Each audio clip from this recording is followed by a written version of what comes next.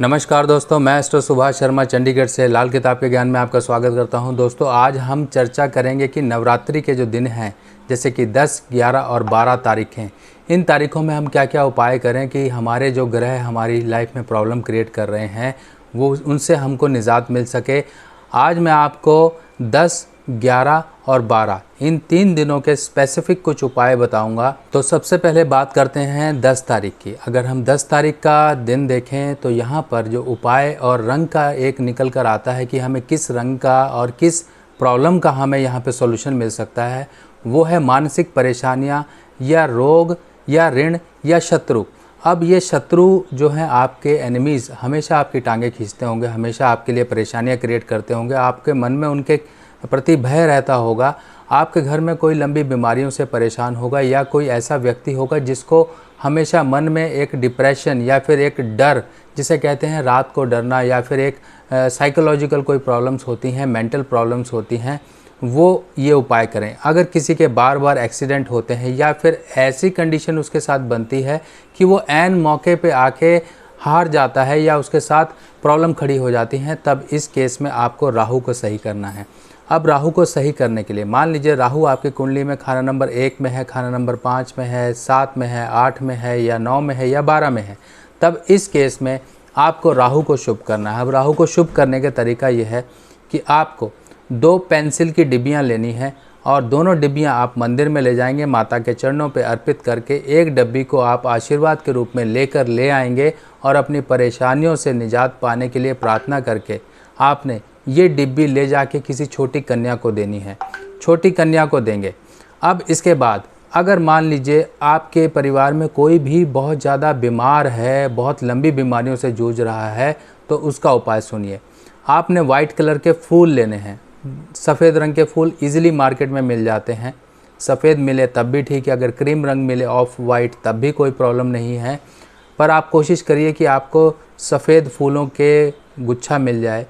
तो आप पूरा एक गुच्छा लीजिए, कम से कम 12 फूल लीजिए। 12 फूल लेकर आप घर में इसको लेकर आइए और पानी में बाल्टी में बाल्टी में पानी डालकर उसमें नील डाल दीजिए। कपड़े पर रंगने वाली जो नील होती है वो डालिए और थोड़ी ज़्यादा डालिए, और उस पानी के अंदर आपने वो सारा फूल डाल देना है ताकि उन फूलों पर वो नील का रंग चढ़ सके। आप जितना ज़्यादा नील डालेंगे उतना अच्छा उन फूलों पर रंग चढ़ेगा। और कम से कम आधा घंटा उस पानी के अंदर उन फूलों को रहने दीजिए। उसके बाद जब आप उनको निकालोगे तो उन फूलों की पत्तियों को, जो पंखड़ियां हैं, उनके ऊपर नीला रंग चढ़ चुका होगा। अब ये नीले फूल बन चुके हैं और ये नीले फूल ले जाकर आपको सरस्वती माता का ध्यान करते हुए, चाहे आप दुर्गा मंदिर जा रहे हैं, चाहे कहीं पर भी जा रहे हैं, जहाँ पर भी देवी की मूर्ति है, आपको सरस्वती माता का ध्यान करते हुए ये फूल चढ़ा देने हैं। और अगर रोगी है तो रोगी का हाथ लगवा के या उसके माथे से टच करा के ये फूल लेकर जाइए और रोगी से बोलिए कि प्रार्थना करे कि उसके शरीर के जो कष्ट हैं वो दूर हों। आपने ये फूल चढ़ाने हैं और जितना आप चढ़ा सकते हैं, जितने आपके पास दिन बचे हुए हैं नवरात्रि के, इन दिनों में अगर आप ये रोज़ाना करते हैं तो आपको इसका बहुत ही चमत्कारी लाभ और जो मरीज़ है उसकी स्वास्थ्य में सुधार होता दिखेगा। क्योंकि रोग का कारण ही राहु है और ऐसा राहु होता है जो कि लंबी बीमारियां देता है, और दवाइयों का ना लगना भी राहु का ही कारण होता है। अब इसके अलावा अगला दिन क्या आएगा, जब अगला दिन मान लीजिए 11 तारीख की अगर हम बात करें तो 11 तारीख का स्पेसिफिक उपाय होगा कि आपको वो बच्चे या फिर वो लड़के या लड़कियां जिनकी शादी नहीं हो रही है, उनके लिए ये सुनहरा मौका है कि इस समय में उपाय करें। अब उपाय कैसे होगा, आपको 1.25 मीटर पीले रंग का कपड़ा लेना है।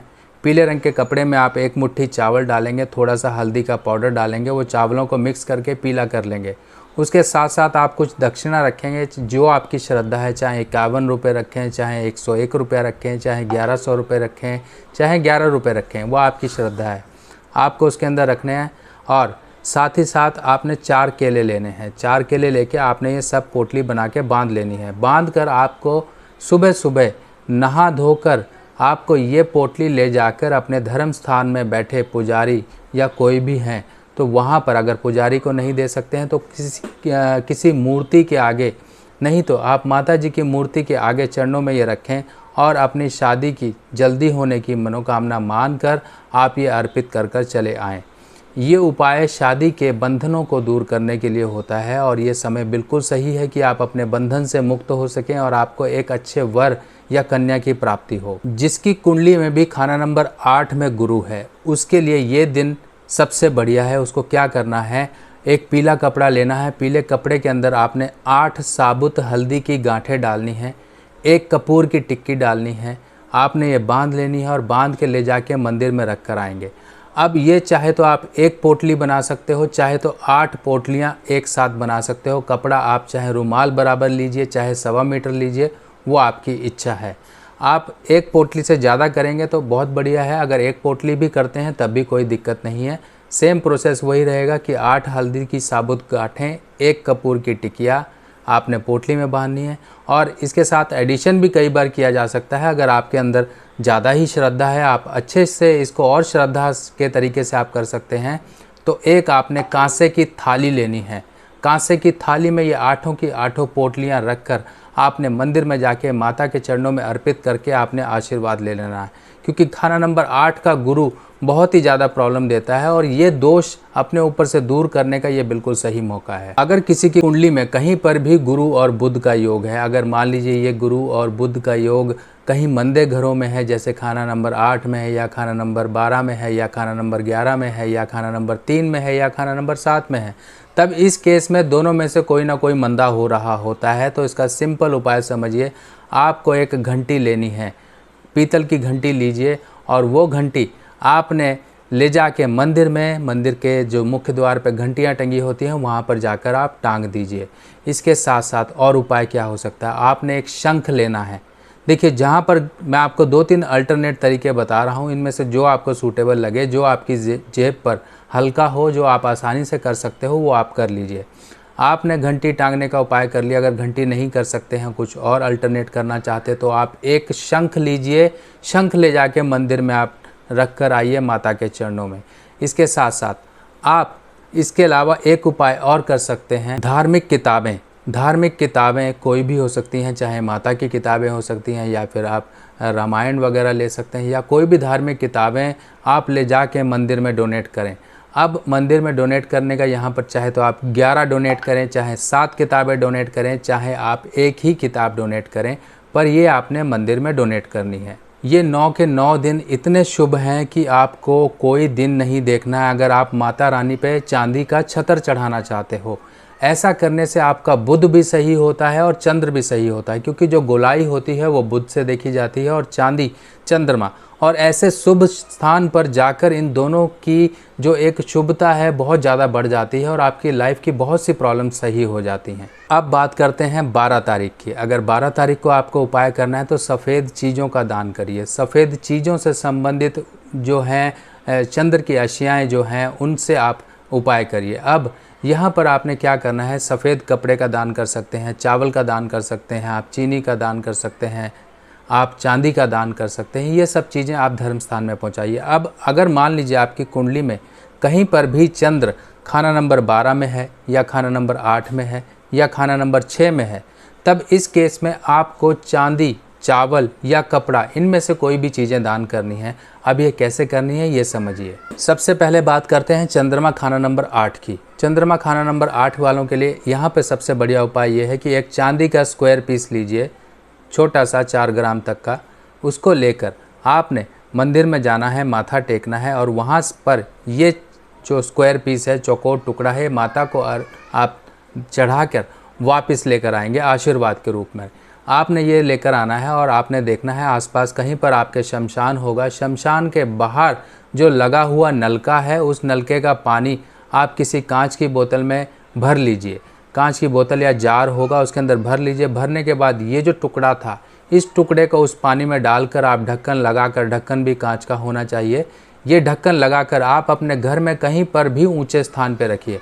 और चंद्र खाना नंबर 8 वालों के लिए एक सबसे बेस्ट रेमेडी ये भी है कि वो शमशान के बाहर जो नलके वगैरह, पानी वगैरह का सोर्स होता है, वहाँ का पानी समय समय पर पीता रहे, क्योंकि चंद्र खाना नंबर 8 शमशान को दर्शाता है। अगर आप शमशान, क्योंकि शमशान की जो एक एनर्जी है वो चंद्रमा को काफ़ी ज़्यादा प्रभावित करती है। हम अगर यहाँ पर शमशान का पानी घूंट दो घूंट कभी कभी पीते रहेंगे तो यहाँ पर चंद्र की एक नेगेटिविटी है वो दूर रहेगी। ये एक चंद्र का लाल किताब का बहुत ही स्पेसिफिक उपाय है। अब कई बार क्या होता है कि किसी की कुंडली में मंगल बद होता है और मंगल बद की परेशानियां तो आर्थिक, मानसिक, शारीरिक हर तरह से पड़ती हैं। अपने भाई बंधुओं से प्रॉब्लम रहती है, अपने रिश्तेदार लोग प्रॉब्लम करते हैं, आपके एक्सीडेंट्स होते हैं, आपके परिवारों में मृत्यु ज़्यादा होती है, लंबी बीमारियों से आपका परिवार जूझ रहा होता है कि ये दोष होता है जो कि कुल पूरे परिवार के खून के रिश्तेदारों में पाया जाता है। अब ये उपाय के रूप में आपने क्या करना है, आपने लेनी है चांदी की 4 ईंटें। 4 ईंटें लीजिए जिनका वजन 10-10 ग्राम होना चाहिए। 10-10 ग्राम की 4 ईंटें ले जाके आप धर्म स्थान में जाइए, इनको माता रानी के चरणों में चढ़ा के आशीर्वाद के रूप में वापस लेकर आ जाइए।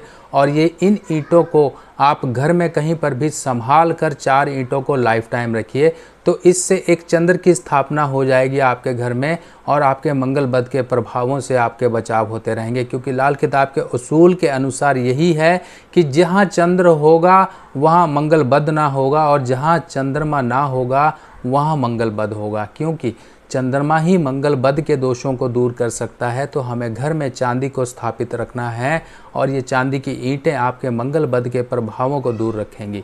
और ऐसे व्यक्ति अगर चंद्रमा खाना नंबर 8 में है तब भी आपको जो बताए हुए उपाय हैं वो करने हैं। अगर मंगल खाना नंबर 8 में है तो ऐसा व्यक्ति जो विधवा स्त्री होती है उनके पैर छूता रहे, उनको कभी भी नाराज़ ना करे, जितना हो सके पैर छूता रहे।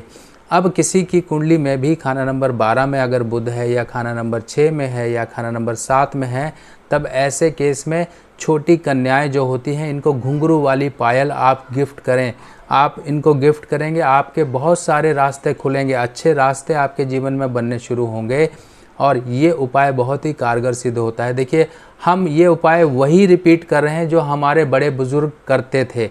हम उन्हीं उपायों को भूल चुके हैं, वही उपाय रिपीट होकर हमारे सामने आते हैं और अगर हम ये नहीं करते हैं तब हमारे जीवन में परेशानियाँ आती हैं। तो दोस्तों, आप लोगों को ये वीडियो पोस्ट कैसी लगी ज़रूर बताइएगा। बाकी दिवाली की पोटली दोस्तों बहुत ही थोड़ी रह गई हैं, जिन लोगों को भी मंगानी है फटाफट से मंगा लीजिए, क्योंकि दिवाली जब आएगी आप दिवाली के इंतज़ार में रहेंगे तब तक बहुत देर हो चुकी होगी। क्योंकि हमारे पास लिमिटेड स्टॉक है और जो लोग ये कृपा पाना चाहते हैं माता लक्ष्मी जी की, तो वो पोटली ज़रूर मंगा के पूरी विधि के साथ अपने घर में स्थापित करिए। बाकी नेक्स्ट वीडियो पोस्ट में फिर मिलेंगे, तब तक के लिए सुभाष भाई को आज्ञा दीजिए। नमस्कार।